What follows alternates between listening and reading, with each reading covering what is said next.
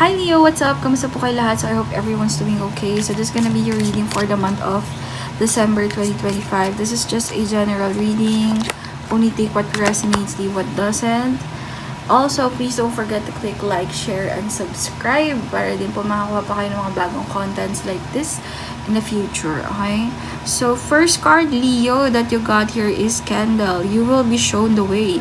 So, if ever daw na nafe-feel mo na parang bigat-bigat ng buhay, hindi mo alam kung anong direction ang pipiliin mo, parang nawawala ka sa direction, yun, you will be shown the way. Don't worry, okay? Kasi may mga guides ka, may mga nakatingin sa'yo si God, na talaga namang i-guide ka, okay? I-guide ka sa buhay, sa mga pinagdadaanan mo, okay? Don't forget to pray as well, always. So, may mga nagbabantay naman sa'yo, mga guardians, yan, no? Si Lord, of course, most especially. Ano pa? You have your legs stepping into a new experience. So, baka meron kang mga bagong gagawin for the month of December. Leo, meron kang mga naiisip gawin or may literally ka talagang gagawin na bago. Something you have never tried before. Okay? And I'm seeing growth in this. Okay? So, spoiler alert. Okay, you have so here 4-leaf clover. Wow, great, good fortune. Okay, so yeah, there is fortune for you. Maybe related yan dito sa gagawin mong new endeavor or new venture. So nakikita ako ng kaperahan, increase sa kaperahan, increase sa kabuhayan, increase sa finances. So good job on that, Leo. Let's see what else. This card, lobster, financial pinch. Yeah, I think itong candle na to, ito nga yung sinasabi ko, maybe may related sa kaperahan yung parang hindi mo na alam kung anong gagawin mo, hindi mo na alam kung saan ka huhugot ng kaperahan or saan ka kukuha ng financial support or finances. But, kasi itong card na to, ito yung masasabi ko na kung maigsi ang kumot, matutong mamaluktot. So, it's like, yun siguro yung nagiging theme mo or parang kasabihan or parang alam mo yun, yung motto mo ba? Kasabihan tuloy. Yung motto mo in the recent past. Okay? Parang nahihirapan ka kung paano may gagapa ang buhay. You also have here May. So, something will happen in May. Or something, maaring may nangyari in May. I think kung ano man tong bagay na sisimulan mo will full bloom around in May. Okay? And lastly, okay, let's take this card. Hills, obstacles to overcome. Alright, so yeah, sa nakikita ko dito, mahirap man ang buhay, no? Meron ka pa rin ng mga good events na paparating sa buhay mo, Leo, okay? So, kahit uphill battle, obstacles to overcome, marami ka pa rin, or meron ka pa rin marireceive ng mga blessings, okay? Because you've got the 4-leaf clover. Swerte, guidance, and alright, so let's go ahead and start. So, ano ba ang maaaring i-expect ni Leo for the month of December? Ano ba ang maaaring i-expect ni Leo for the month of December? You have your judgment card. So, renewal. Okay, something about the past. 7 of Swords. So, you may feel something in the past na parang, why is it ganun? Parang ganun siguro yung nararamdaman mo. Like, parang, like, the world is turned upside down and parang something, parang may hinuhugot sa'yo or parang feeling mo na, bakit hindi na ibibigay yung gusto mo? Mga ganun. Parang sinusundan ka ba ng malas, mga ganun.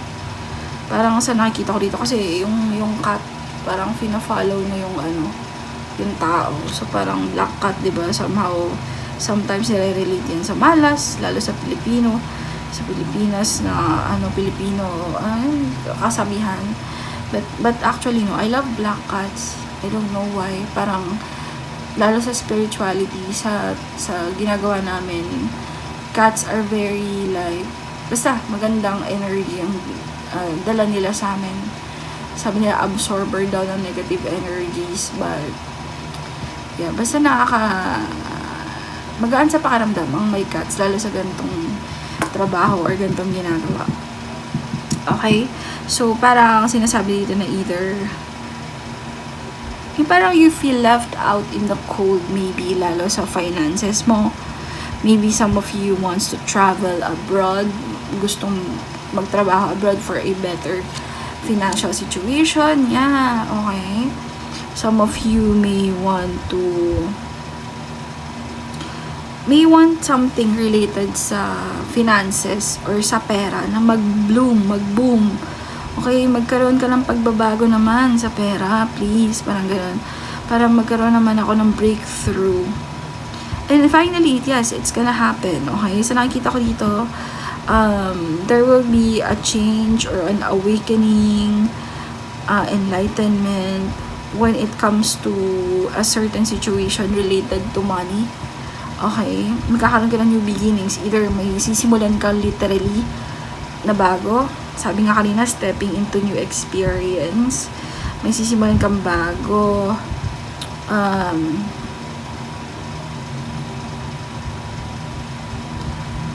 Na maaaring pag-aralan mo muna kasi Page of Pentacles talks about being a student.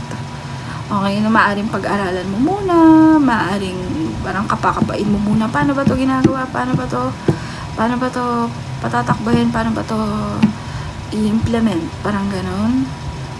Okay.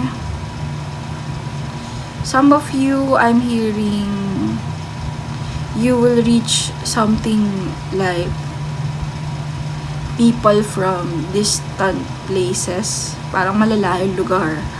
Okay, so, I don't know if this is what.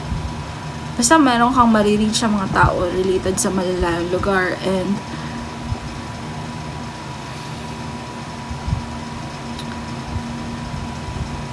yeah, this is something that you will build.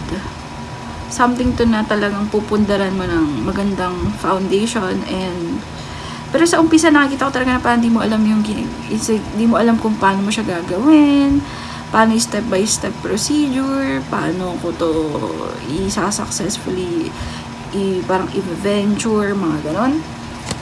So baka may bago ka simula. And makikita ko magbabago na ang finances mo by the month of December, okay? 8 of Cups, so I'm seeing you walking away from something that's not serving you anymore.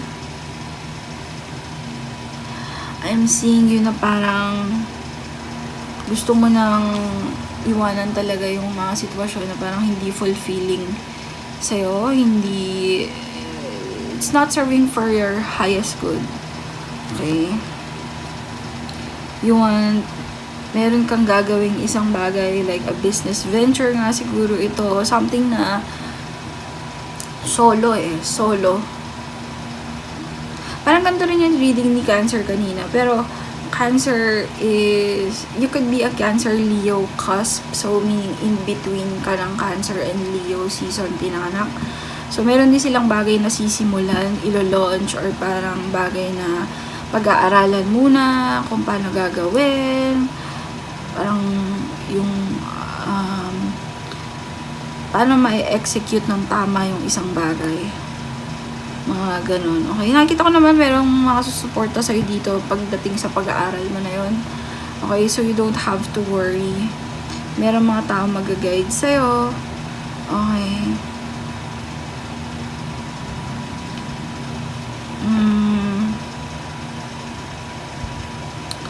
I'm seeing here na maybe sa simula parang hindi ganun kalaki ang income mo or ang kikitain mo, pero as you grow along, nakita ko magbi-build up to and mag-grow into something potentially stable. Okay? Yeah, Knight of Pentacles, it may come in as something slow, alright, but hindi siya dissatisfying. Okay, hindi siya parang maybe to the point na mafo-frustrate ka siguro sa umpisa. Pero mas nakikita ko dito na mafo-frustrate ka kasi hindi mo alam yung paano gawin yung isang bagay na yun. Paano ba siya i-implement? Paano ko ba siya execute? Ganun. Okay. King of Wands. So, maybe this is something related to creativity. May something creative. Something talaga to na gusto mo nang gawin. Okay? And something na will reach places. Yan natin sabihin. Will reach places and something na like long distance places, people from around the globe. Maybe. But whatever this is, this will give you parang a sense of parang masaya sa pakiramdam or fulfilling siya na gawin, ganun. Okay, maybe related sa home yung gagawin mo. Okay, mag-ingat ka lang daw sa mga bagay-bagay na ano to. Yeah, breaking free, taking a leap of faith into something na gusto mo creatively gawin. Okay? So, sa nakikita ko dito, you are just being asked to be patient. Okay? So, pasensya lang daw sa simula. Leo, no? Maaring merong isang specific fire sign as well ako nakikita na maaring anong contribution ng tao na to. Wheel of Fortune. So, maaring ito yung tao na tumulong sa'yo or tutulong sa'yo kung paano mo gagawin yung mga bagay-bagay na gusto mong gawin about dun sa project or endeavor or skill na gusto mong pag-aralan or gawin. Okay? So, yun.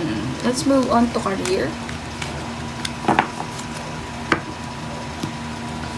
So, sa career, pero parang career na yun, no? Kamusta maging career and finances ni Leo by December?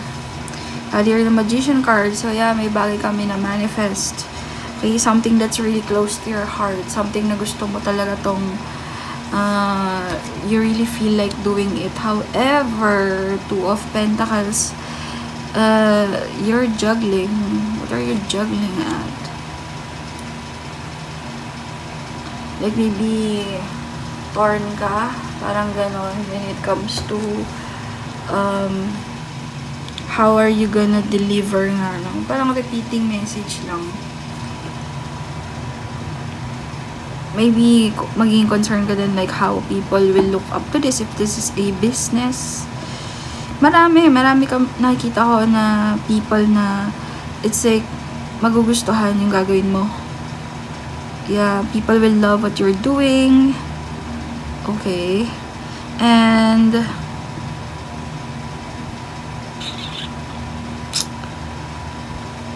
it's like, it's telling me here na if you think na it will like flop, don't ever think about it kasi it's never gonna happen. It will never be, okay? Maybe andun ka pa sa point of juggling, like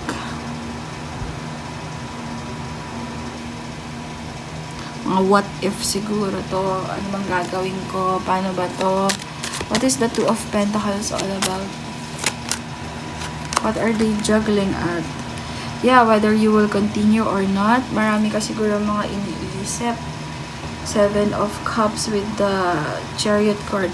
Marami ka siguro iniisip if people will like it, if may makukuha ka ba dito, may mapapala ka ba ditong stability or something.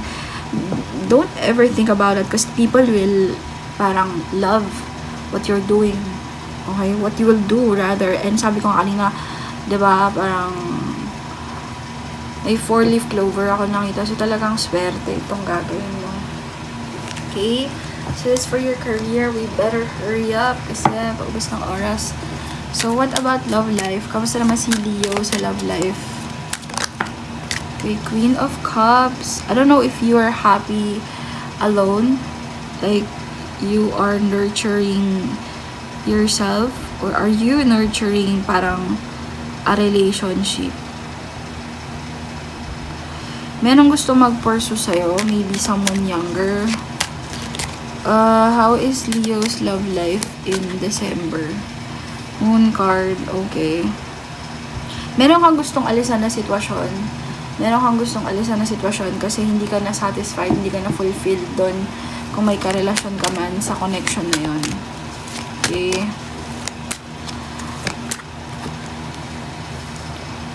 Queen of Wands and the High Priestess. It's like parang hindi mo nakuha yung bagay na inaasam or pinapangarap mo sa taong to or sa, yeah, the Tower. It's like things went just falling apart. Parang may mga bagay na parang, alam mo yun, sa instead na growth, instead na abundance, instead na success, hindi sumakses daw. Ganon.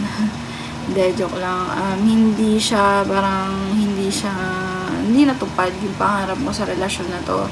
Hindi niya naibigay yung para sa'yo. Hindi niya na-fulfill yung inaasam-asam at pinapangarap mo rito, no? It's like maybe yung foundation na ginawa niyo was built on a wrong foundation. So, nag-crumble down siya. Okay?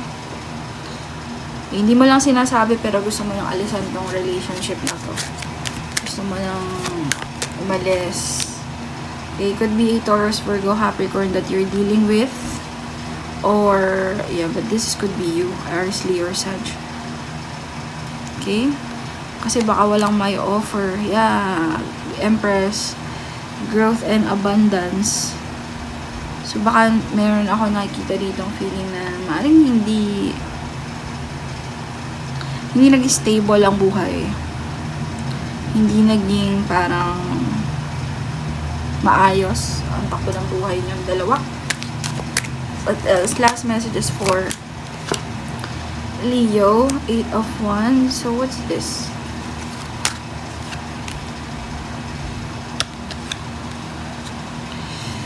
You must do something.